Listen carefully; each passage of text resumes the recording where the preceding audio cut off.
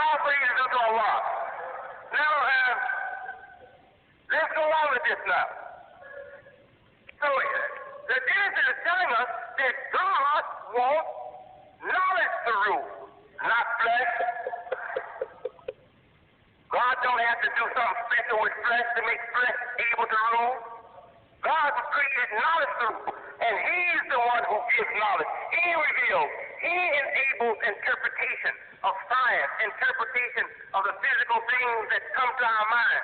God is the one who gave us the intelligence, the intuitive power, and the spiritual guidance, and then blesses us with a special gift from Himself to interpret these things. He is the one who honors and establishes knowledge. Knowledge to rule, not flesh. All right. That's what Genesis is telling us.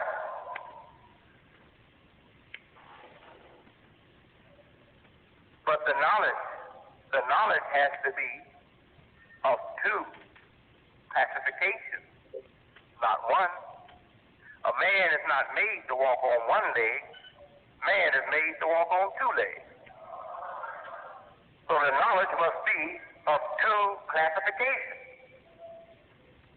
He must have rational knowledge, that is the sun for physical activity in his life, and he must have revealed knowledge, the knowledge that God revealed to special men, special people, so that he will be able to improve upon his moral and spiritual life. He must walk by the leg of rational sense or common sense, and he must walk by the leg of divine guidance. The learned men of old, the prophets and the wise people, they are often pictured in the old scriptures with a cane or a stick. You don't need a third leg. God has put this stick naturally in you. It's naturally one of your own legs. I hope you're getting the message. In the Quran, God puts the words in the Prophet Muhammad to ask them to look at the comparison, to compare the people. Is one equal to the other? One walking on two legs evenly, and one going along wobbling down the road? How can they be equal? All praise is due to Allah. Okay, now let's bring it on up. If I would do this rightly, I'd be here like I used to be here. I don't want to hold you like I used to hold you. I'd be here for the next 2 hours, but I'm not going to do it. I'm going to let you out. All right, let's bring it on up now and close it out. We come up a little further in the scripture, and we don't find an ordinary serpent tempting people. We find a fiery, flying serpent. That's what the book calls it. That's the Bible. Now, this ain't the Bible here. It's black, but it's the Holy Quran. See, we don't care what color cover we put on this book. It's gold and silver, pure gold, pure silver, all the way through. And I ain't going to leave you in confusion. Gold stands for knowledge, and silver stands for purity. Knowledge is heavy, isn't it? Knowledge is a little bit heavier than purity, isn't it? Listen. Knowledge is heavier than purity, isn't it? In this world, isn't it? All right. Don't load yourself down with purity without having knowledge. And if you weigh 100 pounds in gold, you got to get a whole lot of silver to balance that. All right? The more you increase in knowledge, it lets you know you got to get a whole lot of purity.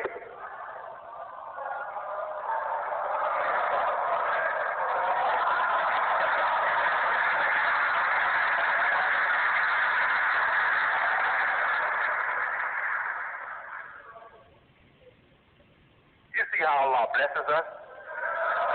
I'm supposed to fast in Ramadan. I haven't had the spirit to talk to you like this in a long time.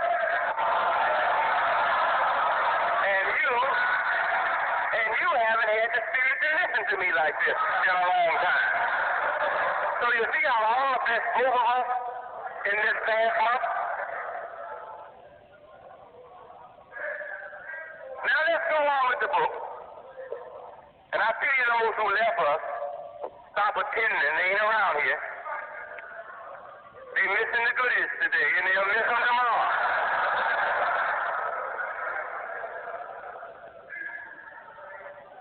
All praises due to Allah.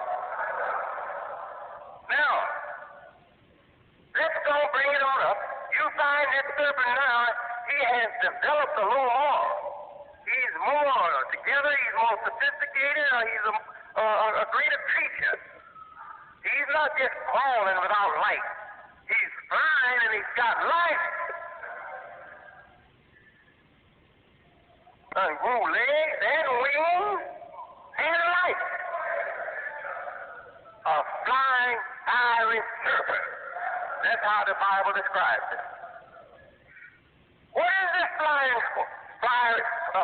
Irish serpent? The book says, and Satan, that old beast, that old enemy, the devil, was transformed an angel of light. That's what the book says. Transformed an angel of light. What is this telling us? Hand to the Pope. Hand to the president of the Baptist Convention. Hand to the biggest blacks and biggest whites, the biggest folks and biggest angels. I don't care what you want to call those folks. Hand to them and tell them to deal with it in the presence of W.D. Mohammed, and I'll make them back up until Judgment Day.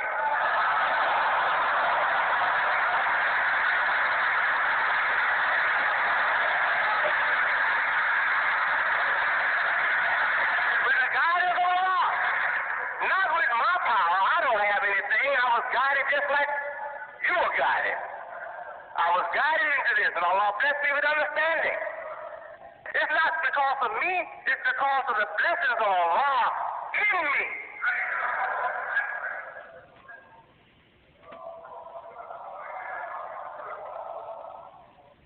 What I'm giving you now, you can write it down, but don't make a mistake. Put it down word for word like I did. If I say it ain't, or use a verb wrongly, or made some punctuations that shouldn't have been there, or out of it, you leave it messed up like I gave it to you. And I guarantee you that if you don't mess with it, but leave it exactly like I gave it to you, you can take it to the highest man in Mecca, to the highest man in Azhar University in Egypt. You can take it all over the world among the saints, the secret societies, take it to the Pope, and when they look at it and read it, you will see by the expression on their faces, pardon me, that dynamite was in what I gave. Now this, all right, you want to test? You want to test the water? See if it's real? You want to test the light to see if it's a miracle? Take what I've given you today, word for word. Don't tamper with it one bit. Hand it to the most learned of any country in the world. Watch the expression when they read it. Their very expression will tell you that there was dynamite in that message. These fools, they are not completely dumb. They will recognize wisdom when they see it.